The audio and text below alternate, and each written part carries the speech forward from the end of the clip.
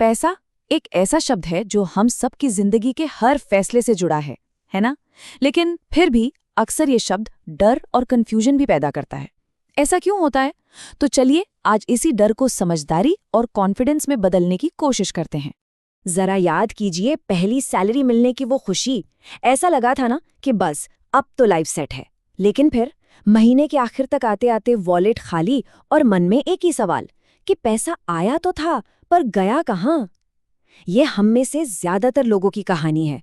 और यहीं पे मोनिका हालन की किताब लेट्स टॉक मनी एक बहुत ही गहरी बात सामने रखती है। वो कहती हैं कि फाइनेंशियल प्लानिंग कोई लग्जरी नहीं बल्कि सेल्फ रिस्पेक्ट का, आत्मसम्मान का हिस्सा है।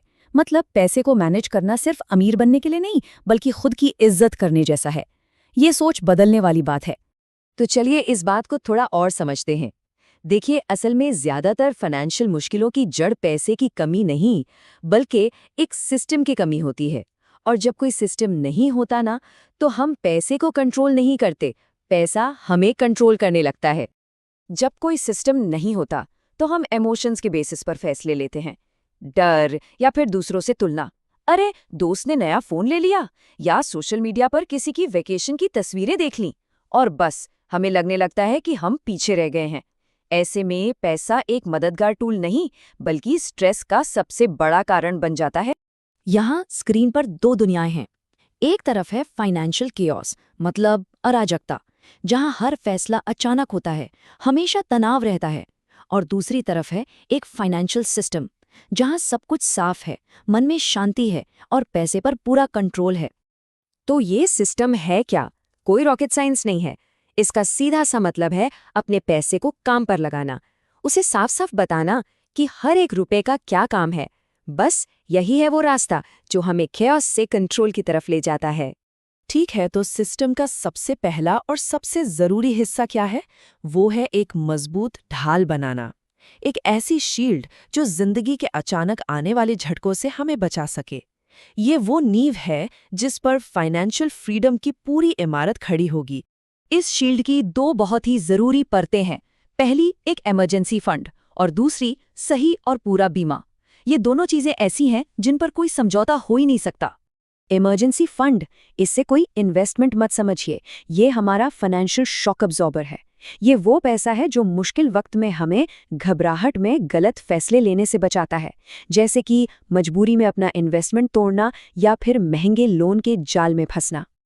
ये फंड सिर्फ पैसा नहीं है, ये है मन की शांति। जैसा कि आप देख सकते हैं, ये 40% मामलों में हमें अपने लॉन्ग टर्म इन्वेस्टमेंट तोड़ने से बचाता है, 30% मामलों में हमें कर्ज से बचाता है। सबसे बड़ी बात, ये हमें सोचने और सही फैसला लेने का वक्त देता है, जो हमारे सेल्फ रिस्पेक्ट को बनाए रखने के लिए जरूरी है। अब आते हैं ढाल की दूसरी लेयर पर, बीमा। ये उन बड़े मुश्किलों के लिए है जिन्हें इमरजेंसी फंड भी नहीं संभाल सकता। मान लीजिए कोई बड़ी मेडिकल इमरजेंसी आ गई या कोई ऐसी अनहोनी हो गई जिसके बारे में सोचा भी नहीं था। ये सवाल सुनने में थोड़ा मुश्किल लग सकता है, लेकिन ये बहुत जरूरी है। जरा सोचिए, अगर कल को हम नहीं रहे तो क्या हमारा परिवार अपनी जरूरतें और सपने पूरे कर पाएगा? यहीं पर लाइफ इंश्योरेंस का असली रोल सामने आता है। लाइफ इंश्योरेंस को कभी भी एक खर्चे की तरह नहीं देखना चाहिए। ये एक वादा है, अपने परिवार से किया गया एक वादा कि हमारे बाद भी उन्हें फाइनेंशियल मुश्किलों का सामना नहीं करना पड़ेगा। ये सिर्फ एक पॉलिसी नहीं, ये प्यार और जिम्मेदारी दिखाने का एक तरीका है।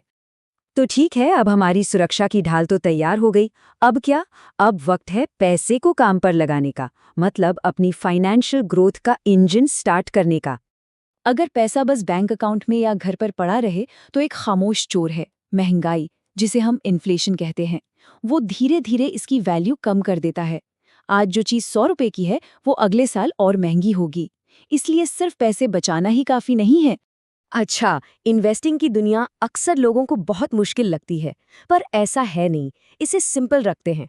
इक्विटी का मतलब है किसी अच्छी कंपनी में छोटी सी हिस्सेदारी खरीद लेना, और म्यूचुअल फंड, वो समझिए एक बास्केट की तरह है जिसमें कई तरह के इन्वेस्टमेंट है और एक एक्सपर्ट उसे हमारे लिए मैनेज कर रहा है।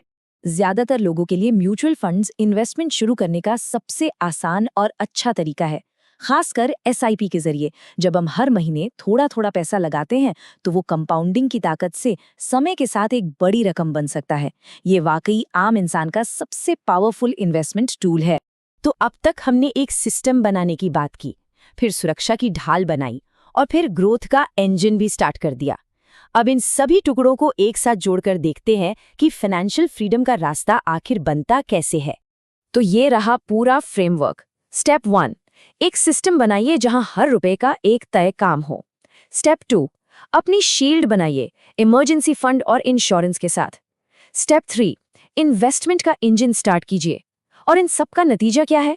Step 4, financial peace of mind, यानी मन की शांति। और यही सबसे जरूरी बात है, इस पूरे सफर का असली मकसद सिर्फ बैंक बैलेंस बढ़ाना नहीं है।